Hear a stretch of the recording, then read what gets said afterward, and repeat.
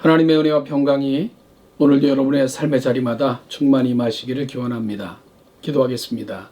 하나님 아버지, 오늘도 주신 날을 하나님의 말씀을 붙들고 하나님과 동행하고자 하는 거룩한 소망으로 시작하기를 원합니다. 우리의 결심이 흩어지지 아니하도록 또한 종일토록 주와 동행할 뿐만 아니라 하나님의 거룩한 뜻을 품고 살아가는 복된 날이 되도록 우리의 심령까지도 우리의 손에 행하는 것과 발걸음까지도 주가 주관하시고 인도하여 주옵소서. 특별히 내일은 거룩한 주일입니다. 오늘을 성실하게 살아 영적인 예배를 올려드리고 내일은 또한 모이는 교회로 무릇과 거룩한 공동체로 하나님 앞에 예배하는 귀한 날이 되게 하옵소서. 감사드리며 예수님의 이름으로 기도하옵나이다. 아멘. 하나님의 말씀은 누가복음 12장 13절로 21절입니다. 누가복음 12장 13절로 21절을 같이 보겠습니다.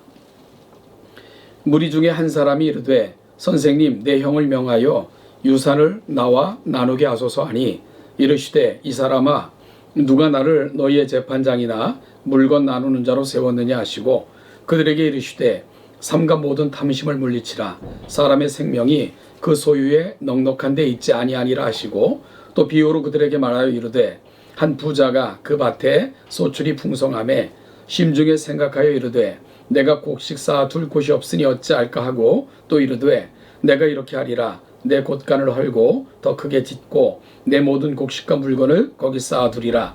또 내가 내 영혼에게 이르되 영혼아 여러 해 쓸 물건을 많이 쌓아 두었으니 평안히 쉬고 먹고 마시고 즐거워하자 하리라 하되 하나님은 이르시되 어리석은 자여 오늘 밤에 내 영혼을 도로 찾으리니 그러면 내 준비한 것이 누구의 것이 되겠느냐 하셨으니 자기를 위하여 재물을 쌓아두고 하나님께 대하여 부여하지 못한 자가 이와 같으니라. 아멘. 예수님이 가시는 곳에는 많은 청중들이 모였습니다. 이 장면을 누가는 12장 1절에서 그동안에 무리 수만 명이 모여 서로 밟힐 만큼 되었다라고 표현하고 있습니다. 정치 시즌이 되면 자기들이 보고 싶은 정치인이나 또한 그 정치인이 유세를 하면 그 정치인이 유세하는 곳에는 수만 명의 청중이 모이지 않습니까? 마찬가지로 예수님이 가시는 곳에는 이런 광경이 연출되었던 것입니다. 그 청중들 중에 한 명이 예수님께 다음과 같은 질문을 했습니다. 선생님, 내 형을 명하여 유산을 나누게 하소서. 그러자 예수님은 그에게 이렇게 대답을 하셨습니다. 이 사람아, 누가 나를 너희의 재판장이나 물건 나누는 자로 세웠느냐? 그러면서 이렇게 덧붙이셨습니다. 삼가 모든 탐심을 물리치라. 사람의 생명이 그 소유에 넉넉한 데 있지 아니하리라. 그리고는 덧붙여 한 비유를 설명하셨습니다. 바로 잘 알려진 한 부자의 비유입니다. 한 부자가 있어 그에는 특별히 소출이 풍성했습니다. 그러자 부자는 행복한 고민에 빠졌습니다. 내가 곡식을 쌓아둘 곳이 없으니 어찌할꼬 하고는 스스로 이런 결정을 내렸습니다. 내가 이렇게 하리라. 내 곡간을 헐고 더 크게 짓고 내 모든 곡식과 물건을 거기에 쌓아두리라. 그리고 내가 내 영혼에게 이르되 영혼아 여러 해 쓸 물건을 많이 쌓아두었으니 평안히 쉬고 먹고 즐거워하자 하리라. 누구나 할 수 있는 고민이고요. 또한 바람직한 결정입니다. 누구나 그렇게 했을 것 아니겠습니까? 여러분, 그러면 이 비유에 등장하는 부자의 문제가 무엇일까요? 소출이 풍성한 것 문제가 될 수 없습니다. 그는 불이한 방법으로 재산을 모았다는 증거가 없습니다. 아마도 열심히 일한 결과 풍성한 소출을 얻었을 것입니다. 창고를 크게 짓고 먹고 마시고 누리겠다고 하는 것, 결국 열심히 일하고 돈을 버는 목적이 여기서 크게 벗어나지 않지 않나요? 누구나 풍요로운 미래 그리고 안정적인 미래를 꿈꾸며 일을 합니다. 그리고 부는 그 결과로 얻어지는 것이고요. 문제 될 것이 없습니다.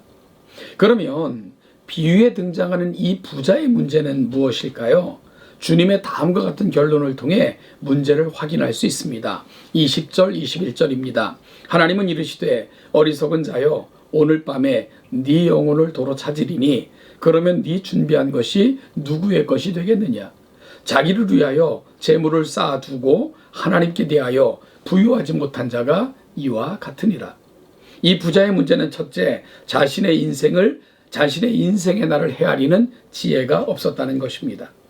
마치 자신의 배를 쓰다듬으며 내가 내 영혼에게 이르되 내 영혼아 여러 해 쓸 물건을 쌓아두었으니 평안히 쉬고 먹고 마시고 즐거워하자 하는 태도에서 보는 것처럼 이 부자는 자신의 생명이 마치 자신의 것인 양, 자신이 마음대로 할 수 있는 양 착각했다는 것입니다.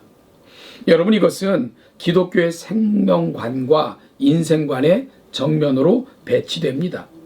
우리는 하나님께서 이 세상에 보내셨고요. 맡겨주신 사명을 감당하다 그렇게 살다가 주님이 부르시면 언제든지 떠나야 한다는 것, 그것이 바로 우리의 고백이어야 됩니다. 비유의 부자처럼 자신의 생명이 자신의 것인 것처럼 자신이 자기 인생의 주인인 것처럼 행동을 하면요, 그렇게 착각하면 언제든지 우리는 우리 인생의 탐욕스러운 폭군이 될 수도 있다는 것을 늘 명심하며 인식해야 됩니다. 둘째로 이 부자의 문제는 자기를 위하여 재물을 쌓아두고 하나님에 대하여 부유하지 못했다는 것입니다. 결국 그의 인생에서 하나님의 자리는 없었습니다. 여러분, 부유하지 못했다는 것은 가난했다는 뜻입니다. 그는 신앙에서 지극히 가난한 자였습니다. 하나님은 그의 인생에서 어떠한 영향력도 미치지 못하는 분이셨습니다. 어찌 보면 하나님은 그의 인생에서 액세서리와 같은 분이셨던 것이죠. 액세서리요, 언제든지 바꿀 수 있습니다. 그냥 소모품일 뿐입니다. 조금 더 좋아 보이고 귀해 보이면 언제든지 바꿀 수 있는 것, 그것이 바로 액세서리입니다. 여러분, 하나님은 다른 소품보다는 조금 더 신경 쓰이는 액세서리에 불과한 거죠. 그 부자의 인생에서는 말입니다. 이것이 신앙에서 가난했다는 의미입니다. 그러면 예수님은 왜 형을 명하여 유산을 나누게 해달라 요청한 사람의 요청을 거절하시고는 이 비유를 들려주신 것일까요? 예수님은 왜 자신에게 그런 요청을 하는지, 그 요청을 하고 있는 그 어떤 사람의 마음을 간파하신 것입니다. 아마도 그 형은 예수님에 대해서 자주 말하고 존경하고 있었던 것 같습니다. 그래서 동생은 아마도 예수님이 말씀하시면, 예수님이 말해주면 형이 말을 듣지 않을까 하는 생각에 예수님께 이런 요청을 하고 있는 것이고요. 그래서 예수님은 그 사람의 깃든 생각이 무엇인가를 간파하셨습니다. 그것은 바로 탐심이었습니다. 여러분, 탐심이 뭘까요? 단순히 물질을 탐하는, 물질을 좋아하는 탐심은 그런 단순한 개념이 아닙니다. 물질의 많음이 곧 생명이라고 생각하는 것, 그러다 보니 물질을 위해서는 모든 것을 투자하고 바칠 수 있는 것, 그리고 물질의 소유가 곧 만족이라고, 나의 전부라고 생각하는 것, 이것이 바로 탐심이 갖고 있는 뜻입니다. 그래서 성경은 탐심에 대해서 뭐라고 말합니까? 탐심은 우상숭배라 라고 말하는 것이 그런 이유입니다. 그는 정말 예수님의 비유에 등장하는 부자처럼 하나님께 대하여 참 가난한 사람이었던 것입니다. 여러분, 왜 그렇다고 우리가 추측할 수 있을까요? 지금 그 앞에는 생명의 근원이신 예수님이 서 계십니다. 그러나 그는 그 예수님께 전혀 관심이 없었습니다. 그분의 말씀에 귀를 기울이려 하지도 않았습니다.